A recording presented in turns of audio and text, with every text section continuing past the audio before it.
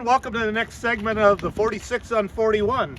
Today I have my good friend Andy Mooney from the Red Bench Bakery.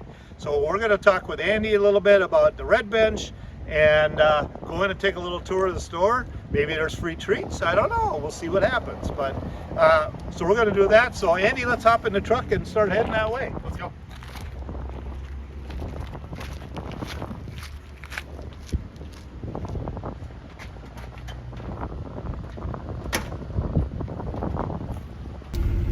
Well, so Andy, why don't you give me a little background, kind of where you grew up and how you got into bakery business? Grew up in Woodbury, and yeah, I just grew up working at restaurants and with my mom. And one day, once I got married, I decided just to go straight into pastries, and that was in 2007. So I've been doing this for, what is that, 16 years now? Yeah. So you did go to school for that? Yeah. Then? Yep. Okay. I went to the French pastry school in Chicago. It's no longer around, but it was a great school, great education. Got to meet a lot of cool people. Got to travel. Spent some time, going all over, working with a lot of people. So really fun. So how did you end up in Chaska? Well, my wife is from the Mound area, and I was from Woodbury. And like most families, you move closer to the spouses, whatever. So we decided to settle down in Carver, and I was the pastry chef, executive pastry chef at the JW Marriott. I worked at Patisserie 46 in Minneapolis, and then one day we sort of just said, can we do this, do our own thing? And they said, yeah. We started looking for spots. I remember I cold called you one day, and I was like, why can't I get this spot? Don't you have more clout as the mayor? And you told me, nope, I have no clout at all. So anyways, yeah. And nothing's changed. Nothing's changed. So we saw the old bakery, the old Chaska bakery building, and we saw it, we went and toured it, we're like, we gotta get this. And next thing you know, it just sort of came to fruition that we found out a bunch of other spots we didn't like, and then this one we kept on going back to. It had to stay a bakery. So, well, obviously with Chaska's history, that being a bakery forever, to keep it a bakery is really cool. That's just that the part history of Chaska, the flour mill, the sugar, Yep. having the depot right there, transporting all that stuff around the Twin Cities and around the Midwest. Like, it's amazing to see what we're at now versus what we were back in the 1920s. Yeah, no, it's so, and like I said, you really kept the building in its original look. Oh yeah. And so if somebody were to come back here from 50 years ago, they go, oh, that's the bakery we went to when we were kids. Oh yeah. They come in, when we bought the building, we wanted to bring it back to more of a historical standard, because before it was small little windows out front, and we looked at the old picture and we go, we want to make these big windows, we want to blow it out and make it like a very exposed business where people can see inside and have it more natural light and all that stuff. So it was very cool, and we've been fortunate. We've had a lot of community support. Like, as you know, you're in every Saturday, and just seeing all the people come into the bakery and all the people like all the connections we've made, and how many people in the community we've worked with to have some cool stuff. It's such a great community. You've actually, in your short time here, you've really been through a couple of tough times, because we totally rebuilt that street in front of your business. Yeah. And that was probably way more disruptive than what's happening on 41. Oh, absolutely. But nonetheless, very disruptive. Yeah. So you've been through a lot, but I think, and in your same sense, in your own way, you've embraced a lot of the construction and went out and said things, went out and did things to say, hey, we're open, you can get here. Things are all good, Absolutely. We don't hold back. We're not and not to put down the city, but right. I don't wait for anybody else. Right. I do it myself. I make sure I do the promotions. I make sure I do all this stuff. I want to make sure, like, if we're not doing well, I take the ownership for it. So we've been through COVID. We've been through 3 years of construction, and it could be a lot worse. That's right. I didn't even think of COVID too. Yeah, you got to go through that as well. So it's yeah, you've definitely had your challenges, but again, you've embraced it and been able to take and make things happen that were otherwise, if you hadn't, maybe things wouldn't be as successful as it has been for you. Yeah, I mean, we're fortunate enough to have our Excelsior location, but which is great during the summer. But it's very, you know what? This is our bread and butter. Chaska is our home. We're not leaving. We do all of our baking here for both of our locations. Oh, okay. So you do. Okay. Yeah. So like, people always go, "Oh, you have Excelsior. Are you going to shut down Chaska?" I go, "Heck no! Like, Chaska's our home base. At Chaska will never leave. Like, we own the building. We're invested. We are going to be here forever. Hopefully another 125 years. There you go. I won't be around for that. But well, I don't think I'm going to make that. yeah. I don't think I'm going to make that. So yeah, but we really we enjoy it. Like I say, from the community itself has been so supportive. So I love the other businesses too. We all sort of feed off each other, like Carver Junk Company, Dolce Vita. It's just really, we have a 501. I think of all the businesses we have down here that just are really community centric. And that's the good thing. It is all about feeding. The more the businesses that are down here, the more there's more places for people to go and things that people to do. So yeah, it's really important to have all of those businesses successful. Especially in a small town. Right. How many of these small towns do we have left? Well, they're going wayside.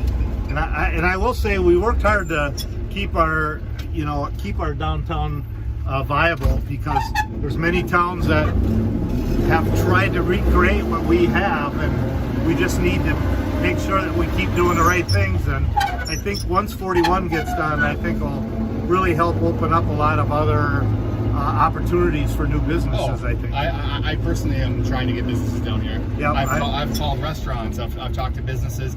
I know people who are wanting to start up restaurants, and I'm like, let's talk. And they always say you go to the suburbs to die for your business, and I go, no way. Like, I will show you success. Like, Chaska is a very supportive community if you support them. So you just got to go with it. So we're pulling into the Red Bench here. We're going to see if we can find a parking spot. Oh, right in front. Look at that right up there. Can we go over here? Oh yeah, pull up right in front there. It says no parking, but I think you're the mayor. You can do whatever you want, right? Well, I'll get in trouble, but we'll park here for the short term. Yeah. So here we are. We're gonna have Andy go inside and give us a little tour, and just show us what's inside of the Red Bench if you haven't been there. Which, if you haven't been here, you're making a mistake.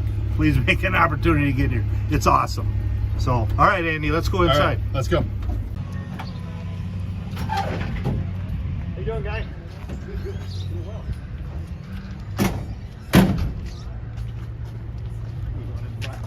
Yeah, let's go in this door right here. We're not updating audio. Oh, thanks. So nice to hear it. Yeah, I mean, a lot of people see this, it just makes you want to relax. So when we were building it out, we wanted to have a fireplace. It was key, and we were going to put it on that wall over there. But we're like, we want people to see it when we come in. We want to put that point, make it very clean. So when we're building out this place, like with the wainscoting really high, we want it to be like you're sitting. You want it to be like in your house. You want to be able to put your feet up and relax. You don't want to be all like, oh, that's how much you care, but you're like, oh, where do I sit? And I feel so tight. So yeah, it's we really enjoy being here. Like I said, the community. Look at this. I mean, yeah. I don't need to say anything. I don't know what time it is. Yeah, like customers say it all. I mean, we literally. We try really hard with our product every day. We make sure we put out quality stuff. Our commitment to quality is key. I mean, I got 8 amazing people working in back. You got 8 people? 8 people in back. We employ about, I'm going to say roughly about 30 people between both locations. Oh, awesome. So, and still growing, so we'll see how it goes from there. So I really enjoy, I enjoy the training aspect of everything, bringing people who are sort of a little green, and then being able to train them and get them to, up to snuff. So obviously you do the training. Do you have all the other stuff that goes along with those? Oh, I More than 30 employees? Oh, yeah. So, the HR, payroll, and... Okay, this is me regular, this is my HR. So, yeah, so I always turn a circle and say, yes, can I help you? I would figure the classes were the Yeah, right, that too. But no, I train the staff. I mean, I work with them, helping with their scheduling. And I don't say it runs itself, but there's times I can walk away and go, guys, you got this. I went golfing yesterday. Well, good for you. I just say, hey guys, You have to. I'm gonna go. And they're like, gotcha. So I know no problems on your mind. But yeah, coming in and working overnights with some guys, working early in the morning with some other people. Like it's a little all over, but I do social media, I do marketing. I know you do social media. I do everything. So let me ask you a question. Probably a lot of people want to know, what time do you start baking? Baking specifically, we start at 6 o'clock the night before. Oh, really? Yeah, so we have to start early. So we start doing all our bread, and then we around 10, 11 o'clock at night. That's when we start doing our pastries for the next day. So we bake, but we have people in here almost 24/7. Like it's like maybe a little bit between Sunday and Monday. We don't because we're closed, but how our production works, we're constantly having. I would have thought very early in the morning, but not 6 at night. Oh no, It it's just starts. it's 24/7. We got people here all the time. So, and that's why I'm sort of always on call. Like if somebody needs me or somebody calls me sick, I might be on no sleep and then go, or I may have been working all day and then go, oh, I gotta go bake tonight, so just work right through. It happened 2 weeks ago when my girl was sick. I said, all right. I said, I got you. She stayed home for 2 days and I just went and did it. So, Cool. Yeah. Cool. Well, maybe you can just... Yeah, let's walk We'll go a over little here. walk Yeah, a little let's bit walk here. over here and I'll show you the pastries.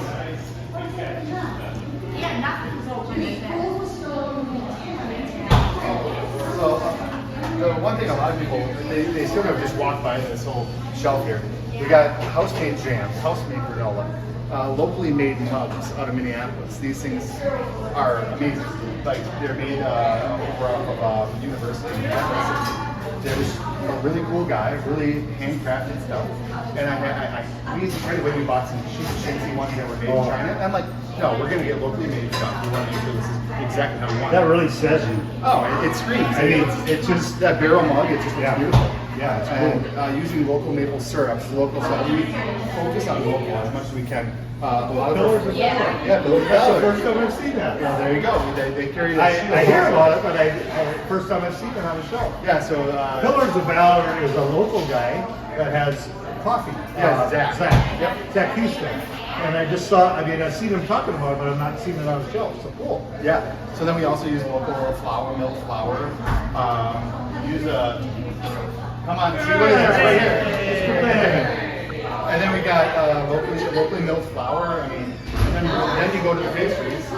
And Then we come to the good stuff. Then we come to the good stuff. We got cookies. We sell over, I think we're up to 5,000 cookies a month now. Really? Well, I'll tell you what, there's not a better cookie than the caramel oatmeal cookie. I could sit down and eat them all day long. They are unbelievable, the best cookie. Yeah, and then that one with the Quinamon that you do. Quinamon, it's like almost like a caramel, like a salted caramel roll. And people love that one. And then obviously there's East Resistance, our cinnamon roll. Everybody. I was going to say that. Everybody. There's my favorite. There's my go-to. Everybody comes to that one, and that's what we've been written up for the most. Starts doing all over St. Paul magazine, all this stuff. So, and then our artisan bread. I mean, when making sandwiches, we just want to make sure everything we do here, we make in-house. I'm not going to mill my own flour or make my own butter, Right. But we want to assemble everything and do all that in-house. I don't have all the syrups and all that stuff like you see at Starbucks, like your Irish cream syrup or your hazelnut or all this stuff. There's like how many different flavors. I make my own syrups and say, you know what, our focus is pastry, our accent is the coffee. So that's how we sort of look at things. And slowly we add on more. We added on our own chai this last year. So that kind of stuff will slowly add on when we feel like it's the right fit. So, yeah. And I just want you to know, when I said that's the best cookie, I'm putting that almost above my mother's chocolate chip. So that's tough. See, my grandma That's made tough. those date rolls cookies. Remember those? They're like, oh, it's like dates. You make a puree and you roll them up. She used to make those. I used to love those, and I'm like, Have you tried to make them? no, I haven't. Because you can't. I don't want to. I Yeah. don't want to ruin it. You know? Exactly. Sometimes that's not how it works. Well, Andy, I just want to say, you know, let's maybe go outside here and want to maybe do a wrap on here. We don't want to get too long.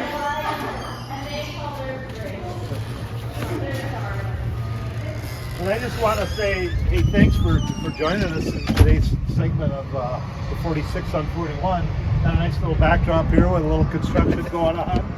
But hopefully this is kind of buttoned up. I think they have this part done. Now they'll start to do the stuff they need to do above grade. So, but thank you, Andy. I appreciate you joining me. No, and it's gonna be beautiful. Good luck and and keep up what you're doing.